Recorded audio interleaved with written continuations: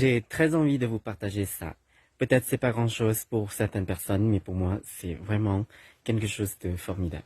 Tout d'abord, désolé pour mon niveau de français. Ça fait pas très longtemps que je parle français dans la vie quotidienne, depuis 2017 d'ailleurs. En fait, j'ai essayé d'hybrider le zinnia l'année dernière et j'ai semé des graines que j'ai obtenues cette année et j'ai plein de surprises. La première couleur, je la prénomme lilacée, le mariage entre la couleur lilacée et vivacée. Donc, d'ailleurs, ma petite cousine, elle s'appelle Lila et ça, c'est lilacée.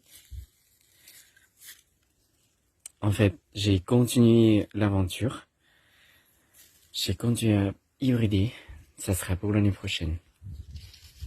Et celle-ci, je la prénomme Pretty Pink. Regardez, les pétales sont vraiment très très doubles. Et c'est pas encore fini. Et là, je la conserve pour l'année prochaine. Et celle-ci, c'est vraiment une pépite. Cette couleur rose fuchsia, caractéristique de Queenie. Et cette couleur, j'en peux plus. J'aime trop. Et la fleur est vraiment, vraiment grosse. Regardez. Magnifique. Et cette couleur, je la prénomme Pink Porcelaine. Donc, c'est vraiment la fleur double en fait. C'est mignon. Et celle-ci, il n'y a même pas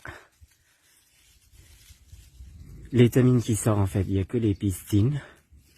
Donc, j'essaye de garder la petite fleur pour polliniser, pour garder cette couleur et cette forme. Et tout ça, c'est la même fleur maman, c'est-à-dire que c'est la même fleur que j'ai obtenu des graines, mais ça m'a donné beaucoup de couleurs. Et cette année, j'ai essayé attentivement de polliniser moi-même pour découvrir encore plus de couleurs que je veux cultiver dans mon jardin bouquetier. Et ce sera l'aventure de zinnia français.